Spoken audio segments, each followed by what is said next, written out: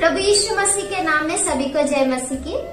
प्रिय भाई और बहनों, आप सभी को पता है हम बाइबल के स्त्रियों के विषय में ध्यान करते हुए आ रहे हैं। तो आज हम बाइबल की स्त्री लिया के विषय में ध्यान करने वाले हैं। उसके लिए मुख्य वचन उत्पत्ति इसका 29 अध्याय 16 वचन में स्पष्ट रीति से लिखा है। लिया कौन है कहने से लाबान की बड़ी बेटी, राहेल की बहन और याकूब की पहली पत्नी है करके हम यहाँ पर देख सकते हैं। इसी प्रकार से लिया का नाम बाइबल में 34 बार लिखा गया है। लिया के नाम का अर्थ क्या है कहने से थकी हुई। सच में प्रियो, लिया के जीवन को अगर हम देखने से वो अपने जीवन में पूरी रीति से थक गई। अनेक निंदाओं को सहते सहते, अनेक लोगों के बातों को सहते हुए, अनेक अपमानों को सहते हुए और पति के द्वेष को भी सहते हुए ये अपने जीवन में पूरी रीति से थक गई करके उसके जीवन में हम देख सकते हैं। तो आज हम लिया को परमेश्वर ने किस प्रकार से आशीष दिया, लिया का जीवन किस प्रकार से बदल गया, उसके जीवन में किस प्रकार से परमेश्वर ने अनेक अद्भुत आशीर्वादों को भर दिया, ये सारी बातें आज हम सीखने वाले हैं। उत्पत्ति इसका 29 अध्याय 17 वचन को अगर हम पढ़ने से वहाँ पर इस प्रकार से लिखा है कि लिया की आंखें धुंधली थी। इसी कारण से याकूब लिया से नहीं परंतु राहेल जो रूपवती और सुंदर थी उससे प्रेम करता था। इसीलिए लाबान के लिए वो 7 वर्ष तक काम किया। बाद में याकूब लाबान के पास जाता है और कहता है मेरा विवाह राहेल से कर दो। ऐसे कहने के बाद लाबान याकूब को धोखा देकर रात के समय में राहेल के बदले में लिया को याकूब के पास भेजता है। जब सुबह याकूब उठकर देखता है तो अपने पास लिया रहती है। वो जाकर लाबान से कहता है, लाबान तूने मुझे क्यों धोखा दिया। इस प्रकार से कहने के बाद लाबान कहता है, नहीं नहीं, हमारे देश में ऐसी प्रथा है कि बड़ी बेटी रहते हुए छोटी बेटी का विवाह नहीं करते, इसलिए और 7 वर्ष तक तू मेरे लिए काम कर, बाद में मैं राहेल को भी तुझे देकर विवाह कर दूंगा। इस प्रकार से लिया का विवाह याकूब के साथ होता है और लाबान अपनी दासी जिल्फा को लिया को दासी की तरह देता है। तो याकूब लिया से बढ़कर राहेल से ही प्रेम करता है। ऐसे याकूब राहेल से प्रेम करता है और लिया से द्वेष करता है करके हम यहाँ पर देख सकते हैं। तो लिया के जीवन से हम सीखने वाले, लिया के जीवन में परमेश्वर ने किस प्रकार से आशीष दी, इसके बारे में हम कुछ कारणों को देखेंगे। तो सबसे पहला कारण क्या है कहने से उत्पत्ति इसका 29 अध्याय इसके 31वें वचन को अगर हम पढ़ने से वहाँ पर याकूब लिया से द्वेष किया और लिया के देश को परमेश्वर ने देखा करके हम यहाँ पर देख रहे हैं। प्रियो, सुंदरता परमेश्वर ने हमें उसकी महिमा करने के लिए दी है, लेकिन हमारी सुंदरता के कारण हमें दूसरों को द्वेष नहीं करना चाहिए, क्योंकि हमारा परमेश्वर देखने वाला परमेश्वर है। हमारे कष्टों को, हमारे दुखों को, हमारे सुख को, हम किस प्रकार से है, हम क्या कर रहे हैं, ये सभी बातों को परमेश्वर देखता है। अगर हम उदाहरण में देखेंगे निर्गमन इसका 3रा अध्याय 7वें वचन को पढ़ने से वहाँ पर इस प्रकार से लिखा है, इस्राएलियों के दुख को परमेश्वर ने देखा करके हम यहाँ पर देख सकते हैं। उनके दुख को, उनके कष्टों को परमेश्वर ने देखकर खुद परमेश्वर स्वर्ग को छोड़कर इस पृथ्वी पर आए और उन्हें वहाँ से मिस्र देश में अनेक विपत्तियां डालकर मिस्र देश से उन्हें बाहर निकाले करके हम वहाँ पर देख सकते हैं। उसी प्रकार से उत्पत्ति इसका 16 अध्याय 11 से 13 वचन को अगर हम पढ़ने से वहाँ पर परमेश्वर ने हजीरा के प्रार्थना को सुना। हजीरा जब जंगल में यात्रा कर रही थी, हजीरा ने कितने दुख को झेला, हजीरा ने कितने कष्टों को झेला, ये सारी बातें परमेश्वर ने देखकर स्वर्ग से उतर के आके परमेश्वर ने उसे वाचा बांधी करके हम यहाँ पर देख सकते हैं। सच में प्रियो, हमारा परमेश्वर देखने वाला परमेश्वर है। हमारे कष्टों को, हमारे दुखों को, सभी को परमेश्वर देखता है। वही इसी प्रकार से परमेश्वर ने लिया के द्वेष को भी देखा, लिया के निंदाओं को परमेश्वर ने देखा, वो किस प्रकार से दुख में थी, ये सारी बातें परमेश्वर ने देखकर परमेश्वर ने उसके गर्भ को खोल दिया करके हम यहाँ पर देख सकते हैं। उत्पत्ति इसका 29 अध्याय 32 से 35 वचन को अगर हम पढ़ने से वहाँ पर परमेश्वर ने लिया को अनेक अद्भुत आशीर्वादों से भर दिया। सच में प्रियो, विवाह होने के बाद एक स्त्री को गर्भ का फल मिलना या बच्चे होना बहुत ही आनंद की बात होती है।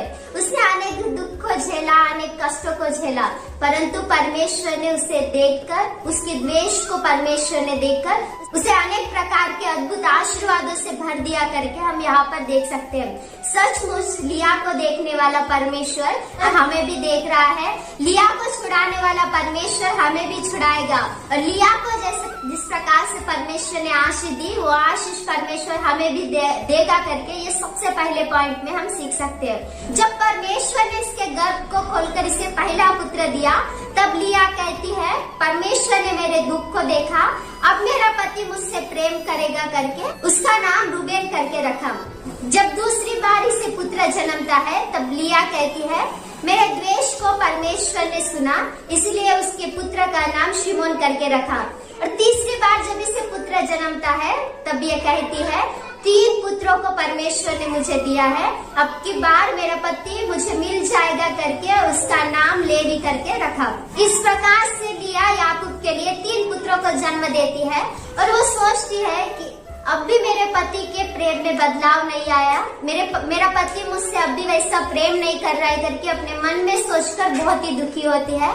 फिर बहुत ही मन में दुखी होकर जो मैं अपने पति के लिए आशा रखती हूँ, जो मैं सोचती हूँ वैसा नहीं हो रहा है करके परिस्थितियों को याद में रख के बहुत ही दुखी होकर पति बदलना नहीं, लेकिन अभी मैं ही बदल जाऊंगी करके खुद मन फिराती है करके हम दूसरे पॉइंट में देख रहे हैं। लिया ने अपना मन फिराया। अगर आजकल हम कुछ स्त्रियों को देखने से स्त्रियां क्या कहती है, मैं नहीं मन फिराना चाहिए, मेरे बाजू के लोग मन फिराना चाहिए, वो ऐसे रहना चाहिए, वो वैसे रहना चाहिए करके स्त्रियां सोचती है। लेकिन लिया ने क्या किया, पति नहीं मन फिरा रहा है करके खुद अपना मन फिराई। जैसे लिया ने मन फिराया, बाद में परमेश्वर ने लिया के जीवन में बहुत ही आशीष दिया। एक बार आप अपने मन को फिरा कर देखिए, जिस प्रकार से परमेश्वर ने लिया को आशीष दिया, वो परमेश्वर हमें भी आशीष देगा। हमें दूसरों के बारे में नहीं, दूसरे मन फिराना चाहिए करके ये सोचना नहीं, लेकिन परिस्थितियों को याद में रखते हुए हमें खुद अपने मन को फिराना चाहिए। अगर हम अपने मन को नहीं फिराएंगे तो वैसे ही जैसे लिया का जीवन पहले था, दुख में कष्टों में था, वैसे ही हमारा जीवन भी रहेगा। अगर हम मन फिराएंगे तो लिया के जीवन में परमेश्वर ने अनेक अद्भुत आशीष दिए, वो परमेश्वर हमारे जीवन में भी अनेक अद्भुत आशीष को देगा। इस प्रकार से परमेश्वर ने लिया के गर्भ को खोलकर और चौथी बार एक पुत्र देते हैं। तब लिया कहती है, अब की बार मैं परमेश्वर का धन्यवाद करूंगी करके उस पुत्र का नाम यहूदा करके रखा। जब परिस्थितियां ठीक रहती है, जब सब कुछ ठीक रहता है, तब हम परमेश्वर को देते हैं, वो धन्यवाद रहता है। लेकिन जब परिस्थितियां हमारे विरोध में रहती है, जब हमारे जीवन में कुछ भी ठीक नहीं रहता है, तब जो हम परमेश्वर को देते हैं वो धन्यवाद का बलिदान होता है। भजन संहिता इसका 50 अध्याय इसके 23वें वचन में इस प्रकार से लिखा है, धन्यवाद का बलिदान चढ़ाने वाला। भजन संहिता 50 अध्याय इसके 23वें वचन में इस प्रकार से लिखा है, धन्यवाद का बलिदान चढ़ाने वाला मेरी महिमा करेगा। लिया ने भी परमेश्वर को धन्यवाद का बलिदान चढ़ाया करके हम यहाँ पर देख रहे हैं। तो इस तीसरे पॉइंट के द्वारा लिया के जीवन से हम क्या सीख सकते हैं कहने से, एक स्त्री होने के नाते हमारी सुंदरता को लेकर जो परमेश्वर ने हमें दिया है, जो आशीर्वाद परमेश्वर ने हमें दिए हैं, उसके द्वारा हमें परमेश्वर की स्तुति आराधना करनी चाहिए। तो आज आप किसकी स्तुति आराधना कर रहे हो? अगर हम लिया के जीवन को देखेंगे तो उसने अपने सभी आशीर्वादों के द्वारा परमेश्वर की स्तुति आराधना की, परमेश्वर की महिमा की करके हम देख सकते हैं।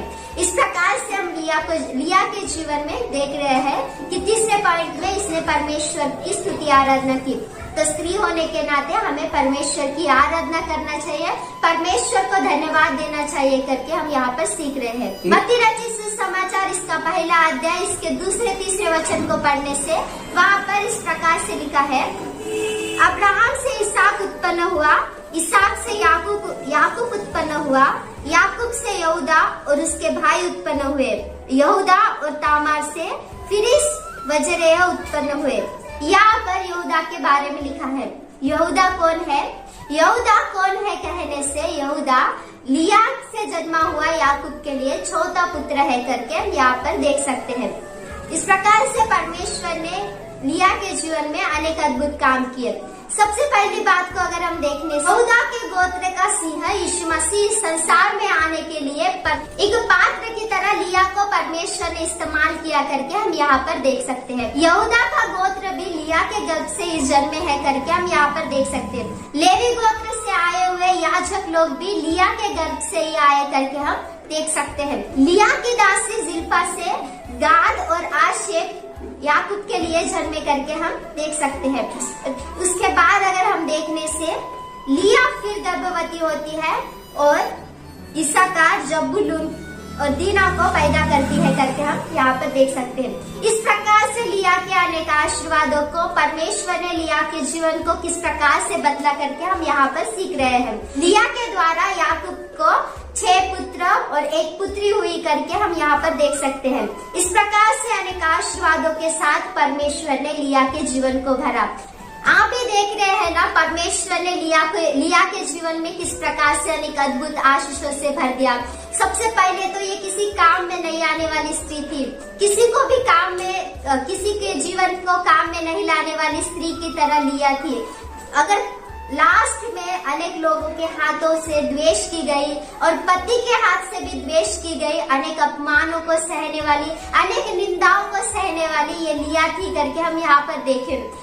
उतना ही नहीं, लेकिन इसके गर्भ में से ही जन्मा हुआ यहूदा और यहूदा गोत्र का सिंह यीशु मसीह संसार में आने के लिए लिया को एक पात्र की तरह इस्तेमाल किया गया करके हम यहाँ पर देखें। यीशु मसीह संसार में आए, हाँ सच में यीशु मसीह संसार में आए। हमारे लिए यीशु मसीह मारे गए, गाड़े गए, तीसरे दिन फिर से जिंदा उठे। उसके ऊपर विश्वास करने वालों को वो उद्धार दे रहा है और उसके ऊपर विश्वास नहीं करने वाले नाश हो जाएंगे। ये बात अगर आप भी परमेश्वर के यीशु मसीह के ऊपर विश्वास नहीं किए हो तो यीशु मसीह पर विश्वास कीजिए और परमेश्वर के उद्धार को प्राप्त कीजिए। इस प्रकार से हम लिया के जीवन को देख रहे हैं। पहले पॉइंट में देखा कि लिया को द्वेष किया गया, उसके पति ने लिया को द्वेष किया और परमेश्वर ने उसके द्वेष को देखा करके हमने पहले पॉइंट में सीखा। दूसरे पॉइंट में हमने क्या सीखा कि लिया ने मन फिराया करके हमने देखा। और तीसरे पॉइंट में एक स्त्री लिया ने परमेश्वर की स्तुति आराधना की, धन्यवाद किया करके हमने देखा। एक स्त्री होने के नाते हमें भी परमेश्वर के आशीर्वादों को प्राप्त करने वाले, परमेश्वर की स्तुति आराधना करने वाले रहने चाहिए। इन बातों को आशीष दे। आमीन। Praise the Lord.